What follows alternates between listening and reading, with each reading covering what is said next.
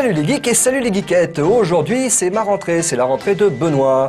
Alors pourquoi je dis ça? Eh bien, pour ceux qui n'étaient pas là l'année dernière, notamment les petits oranges, coucou les petits oranges, puisqu'ils ne savent pas forcément qu'un jour c'est Davy, un jour c'est Benoît, un jour c'est Davy, un jour c'est Benoît, et le vendredi c'est n'importe qui.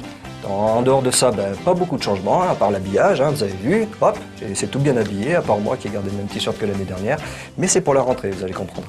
Et sinon quoi, le mardi, oui, les changements du mardi, alors, puisqu'on est mardi aujourd'hui forcément, donc un nouveau sommaire, avec un reportage, le temps perdu, et puis le rétro est magique. Et pour commencer, changement, les news.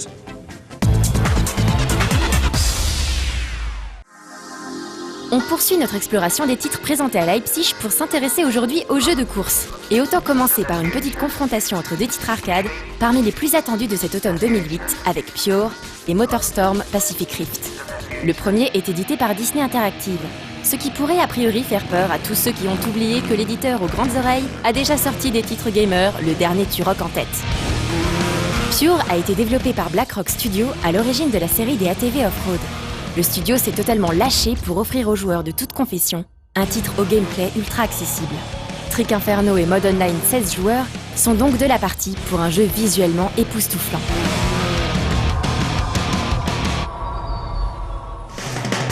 Quant à MotorStorm Pacific Rift, inutile de le présenter. Il s'agit bien sûr de la suite d'un des jeux vitrines de la PlayStation 3 qui déboule ici avec son lot de nouveautés. Pour commencer, vous ne serez plus confiné au même environnement, pour évoluer à grands coups de boost et de chocs pernicieux au milieu des cascades et des volcans. 8 classes de véhicules sont dorénavant accessibles, dont un tout nouveau Monster Truck qui risque de faire des dégâts en multi. Comme pour Little Big Planet, Sony avait sorti les grands moyens sur son stand public en recouvrant le sol de copeaux de bois afin d'émuler le côté tout-terrain du jeu. Si on devait le comparer à Pure, MotorStorm Pacific Rift est plus varié, plus méchant et un chouille moins beau. Mais attendons encore quelques semaines pour voir comment évolue le titre Sony, qui n'en était encore qu'à 70% de finition.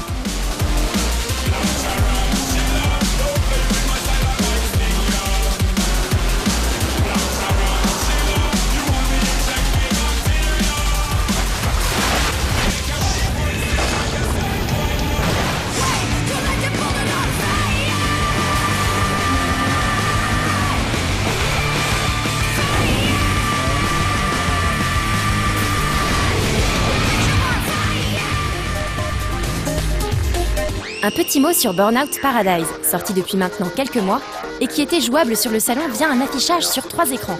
Très impressionnant, je veux les mêmes à la maison. A noter qu'un nouveau pack sera bientôt téléchargeable qui permettra, tenez-vous bien, de piloter des motos. Comme quoi Mario Kart sur Wii aura eu son petit effet. Enfin, je m'avance peut-être un peu. On poursuit avec quelques images de Midnight Club Los Angeles, la suite du jeu de course Open World de Rockstar. Et Rockstar oblige, il était tout à fait impossible de filmer le stand du jeu. Sans doute plus pour une question d'image que de réelle culture du secret, le jeu étant prévu pour fin octobre. On passe donc très vite à un autre jeu, GTI Club Plus.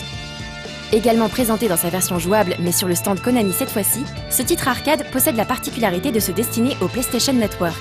Téléchargeable donc, la présence sur ce salon de ce classique jouable à 8 en multi et compatible iToy prouve une nouvelle fois le boom des jeux à télécharger.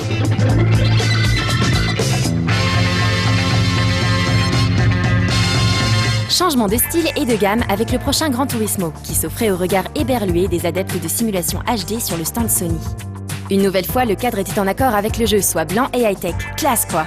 Espérons maintenant pour les possesseurs de PS3 que le jeu dans sa version complète sorte en Europe en 2009, et non en 2029 comme le laisseraient à penser certaines mauvaises langues. Tout nouveau, tout chaud, Atari présentait sa dernière simulation de course en date, Race Pro sur Xbox 360. Développé par les Suédois de Simbeam Studio et non Eden Games, qui doit encore se remettre du développement de Alone in the Dark, Race Pro est une simulation.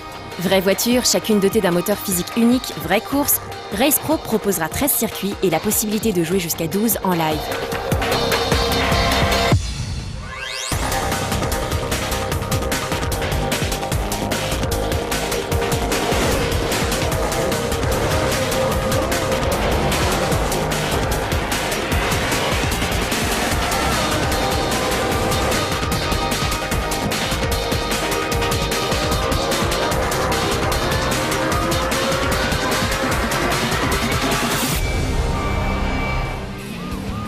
conclura cette news Leipzig en roue libre avec The Wheelman.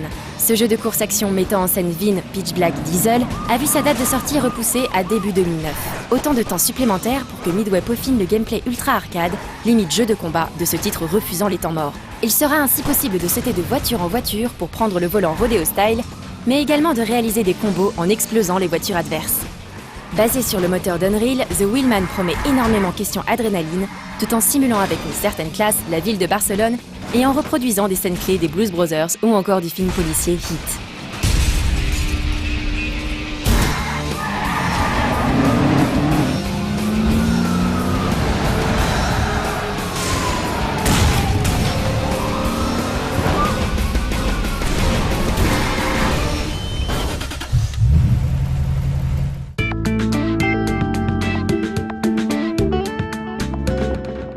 Quand même un bien beau reportage sur la ville de la bière et des saucisses. Hein.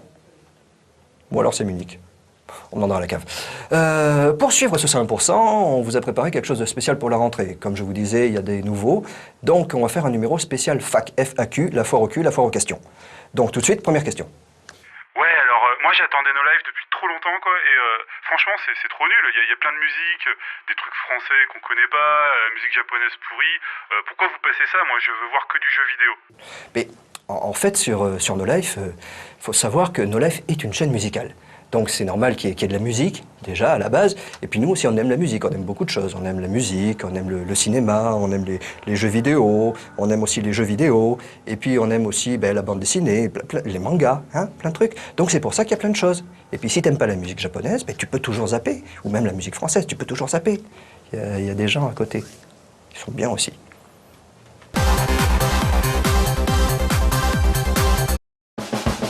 Sorti depuis peu, Facebreaker est une nouvelle IP développée au sein d'Electronic Arts, l'éditeur numéro 1 pour tout ce qui touche aux licences sportives.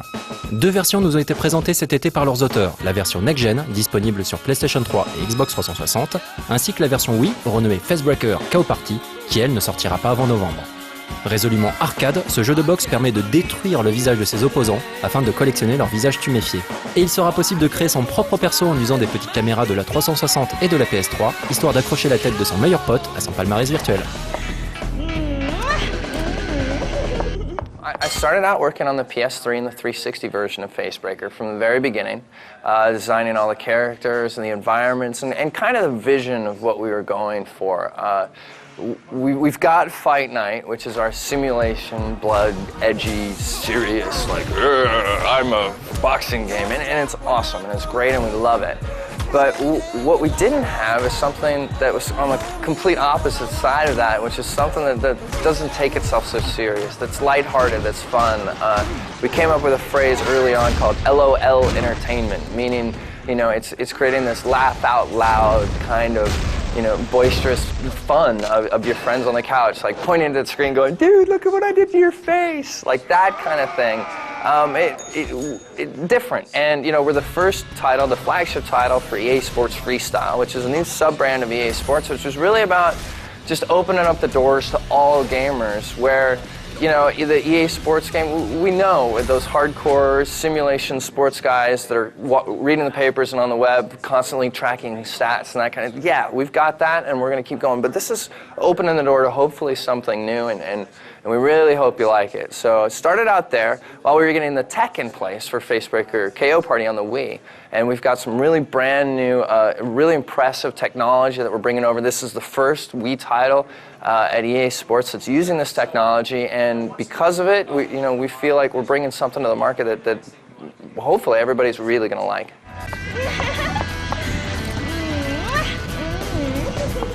We changed the name, we added KO Party to the version on the Wii because the main reason was we wanted to communicate that this is not a port. We've all been burned as Wii gamers by titles that they've essentially just grabbed the code from the PS2, put it on the Wii and added a couple of waggles and said, hey, here's the Wii version. That's no fun. And it's wasted effort because, I mean, if you're making the game anyway, you may as well just embrace the Wii and all the great things that it has to offer and really just blow the doors off of it. So that's why we added the KO Party to Facebreaker for the Wii version. And the other thing is we wanted to really play up that multiplayer aspect, that social gathering Wii kind of experience.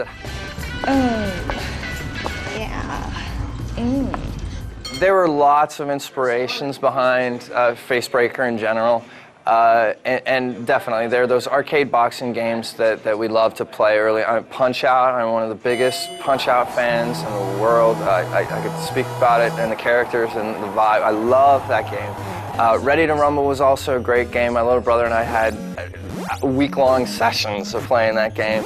Other games like Street Fighter 2 is a big one for us too. You know, for Facebreaker KO Party in particular, we really wanted to find a nice blend between Wii boxing, of getting up and fighting and getting that feeling that you're a boxer, and then blending that with Street Fighter 2, where there's some strategy involved, where you have to know, the strengths and weaknesses of each character, and each matchup is different. And those inspirations, those classic arcade boxing games and fighting games were definitely kind of where we were going. But it's been a long time since there's been titles like that.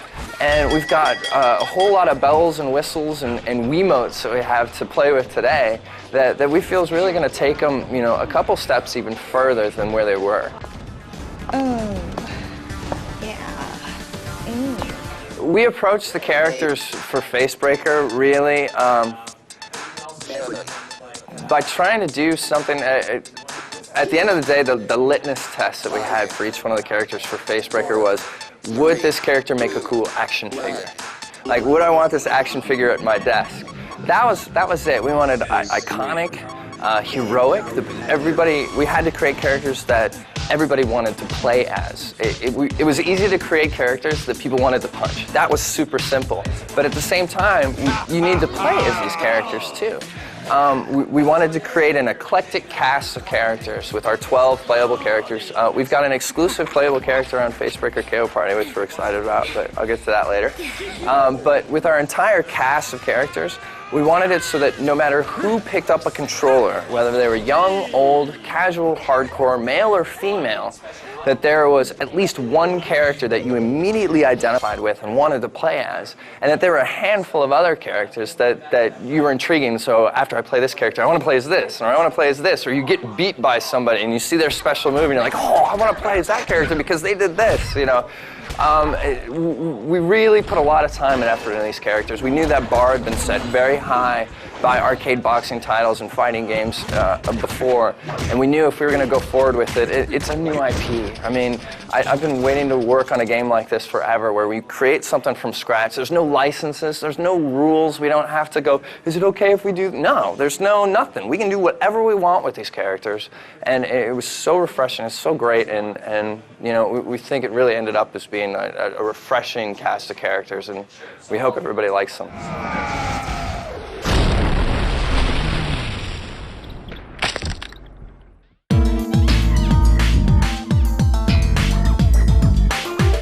Ah bah d'accord, je vois ça d'ici, ça va se facebreaker dans les chaumières, ça va être sympa les soirées.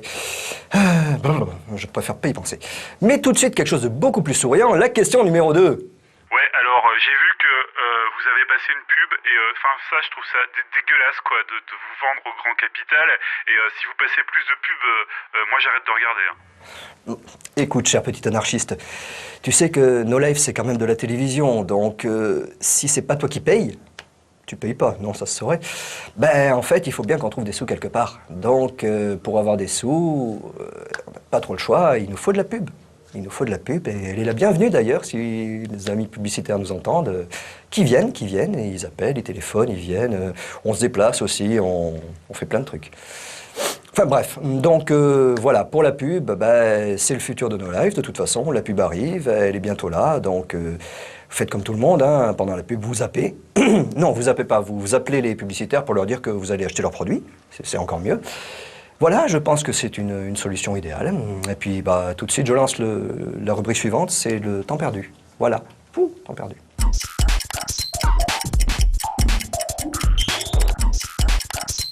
Bonjour! Vos impôts ont triplé, votre comptable vous pique le tiers de votre paye et votre facture d'électricité est 7 fois supérieure à la normale. Bah oui, adieu les vacances et bonjour les heures supplémentaires. Et donc, bienvenue dans Temps perdu. Il s'en est passé des choses durant ces 2 petits mois de tranquillité estivale. Et vous n'avez pas pu vous empêcher de nous le signaler sur le blog. Et comme les conseils de mes amis sont mes conseils d'amis... Bref. Spite nous a ainsi annoncé en avant-première la sortie du fabuleux Horde de Motion Twin. Dans un monde apocalyptique infesté de zombies, vous devrez, avec l'aide d'autres internautes, tenter de faire survivre votre ville le plus longtemps possible. Pour cela, il va falloir organiser des expéditions dans l'outre-monde, construire divers bâtiments et défenses et surtout, vous organiser au mieux. En effet, les 3/4 du jeu se déroulent dans le forum où vous pourrez discuter avec vos camarades de la meilleure stratégie à adopter avant l'attaque fatidique des morts-vivants. Extrêmement addictif, très fun et en constante évolution, Horde est le jeu à essayer au plus vite. Signalons aussi que pour les plus riches d'entre vous, une solution payante vous permettra d'accéder à des métiers plus évolués. Et surtout, petit conseil, n'oubliez pas, le taudis, c'est mal. Emre nous a lui gratifié d'un très sympathique Bubble Tank 2. Vous dirigez une sorte de mini-tank composé de bulles qui doit tirer sur d'autres tanks composés de bulles aussi. Après avoir ratiboisé vos adversaires, il est possible de se précipiter sur leur carcasse bullesque et d'ainsi améliorer votre propre machine de guerre. Attention, les évolutions peuvent aller très loin, mais il faudra s'accrocher car le niveau de difficulté est assez élevé. Grâce à Robin, peut-être saurez-vous échapper à l'extinction de votre espèce. En effet, dans Dino Run, vous incarnez un petit dinosaure qui doit courir pour survivre. Pourquoi courir, me demanderez-vous? Tout simplement pour éviter de se prendre sur la tronche cette gigantesque météorite qui va semer le chaos et définitivement mettre fin aux espoirs sauriens de devenir un jour des bipèdes extraterrestres affublés de masques humains dans des séries américaines à gros budget. Réalisé par le talentueux studio Pixel Jam, ce bijou vidéoludique bien speed vous occupera durant de longues heures, surtout si vous décidez de vous lancer dans la communauté et de jouer online. Enfin, Alesque a su faire preuve de très bon goût avec le fort sonore Puzzle Farter. Dans ce petit jeu de plateforme, vous devez atteindre une porte en évitant tous les pièges qui parsèment le niveau. Jusque-là, rien de particulier, c'est jouable, amusant. La difficulté est très bien dosée et cela saura donc vous occuper durant vos heures supplémentaires sans trop de risque de vous faire choper. À moins, peut-être, d'un petit détail que je n'arrive vraiment pas à cerner. Je sais pas, c'est peut-être un détail trop fin pour moi. Non, vraiment, je ne vois pas. Enfin bon, le plus important reste de ne surtout pas oublier que, pour gagner plus, jouez plus.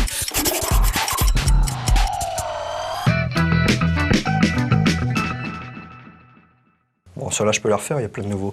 Oui, Nicolas Robin n'a pas perdu son temps avec son temps perdu.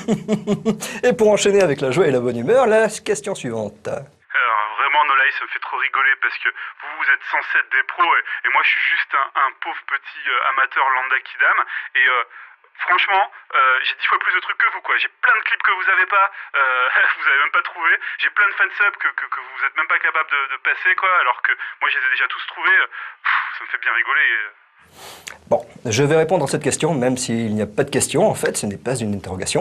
Mais je vais répondre, car toi, cher petit kidam lambda, tu fais ce que tu veux avec ta vie, tu es un kidam lambda. Nous sommes une chaîne de télévision, on n'a pas le droit de récupérer des choses et de les mettre comme ça sur l'antenne. C'est pour ça qu'on n'a pas forcément tout ce qu'on voudrait mettre, parce qu'on voudrait mettre plein de trucs qu'on ne met pas forcément. Mais t'imagines si les chaînes de télé, elles pillaient comme ça, et puis qu'après elles diffusaient à tire-larigot, ce serait un joyeux bordel. Nous, il faut qu'on demande la permission, parfois il faut qu'on donne des sous, mais bon, c'est quand même du boulot. Comme tu le disais, nous sommes des professionnels.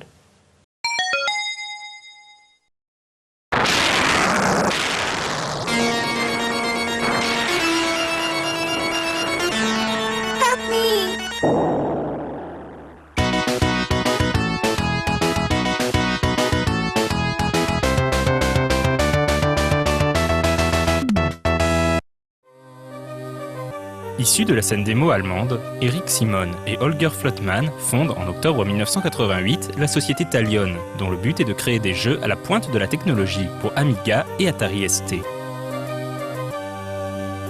Après une première incursion dans le monde des RPG avec Dragonflight, Talion entame en 1992 l'ambitieuse trilogie des Amber.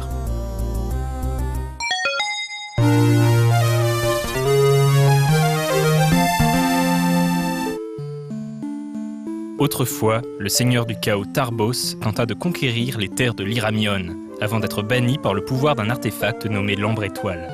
Des siècles plus tard, l'Ambre Étoile a été brisée en 13 fragments.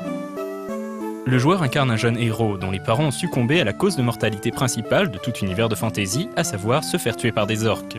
Il aura la lourde tâche de retrouver les 13 fragments perdus avant que les disciples de Tarbos, menés par le perfide Marmion, ne parviennent à libérer leur maître.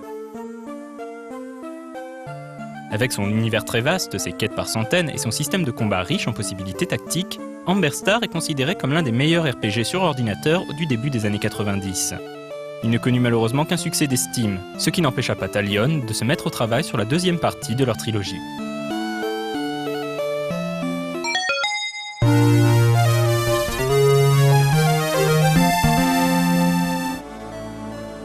Dans Amber Moon, le joueur incarne le petit-fils du héros d'Amber Star, envoyé par son grand-père dans les contrées de New Lake, là où débutait le jeu original, pour enquêter sur une nouvelle menace qui pèse sur le monde.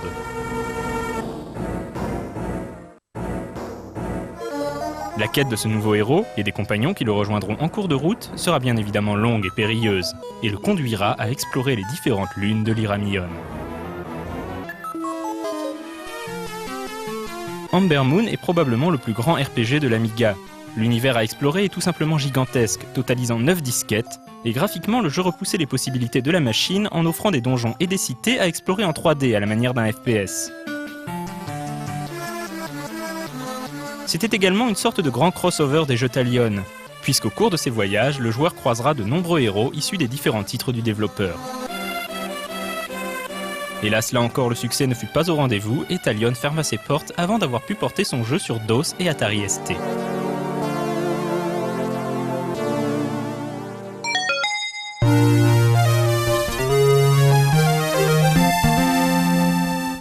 Les développeurs de Talion ne restèrent toutefois pas longtemps au chômage. Blue Byte, une autre société allemande ayant connu un grand succès commercial avec The Settlers, les recruta en effet pour travailler sur un nouveau RPG. N'ayant plus accès au nom Amber, l'équipe appela son nouveau projet Albion.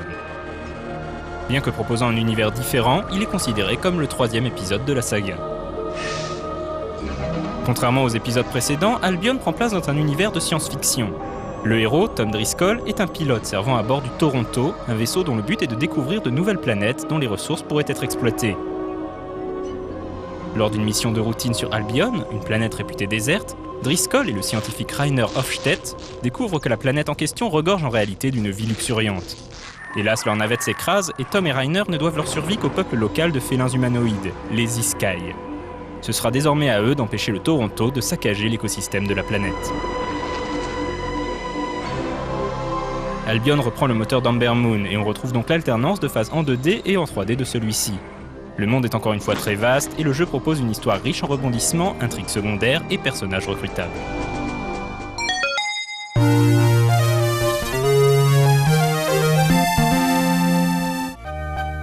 Les créateurs d'Amber Star continuèrent à marquer l'histoire du jeu vidéo. Travaillant dans différentes sociétés, on leur devra également la série des Archimédian Dynasty, dont on reparlera prochainement dans Retro & Magic, ou plus récemment le hack and slash Sacred.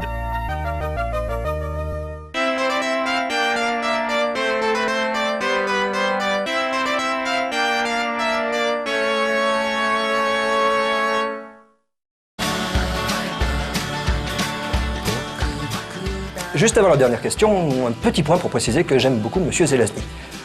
Et la dernière question, The Last One, l'Ultimate, tout de suite. Alors, moi j'ai une question. Je voulais savoir si vous faites exprès de faire nul ou si c'est pour faire genre amateur. Nous sommes des professionnels. Tout ce que le faisons nous le faisons bien. Même être mauvais. Bisous.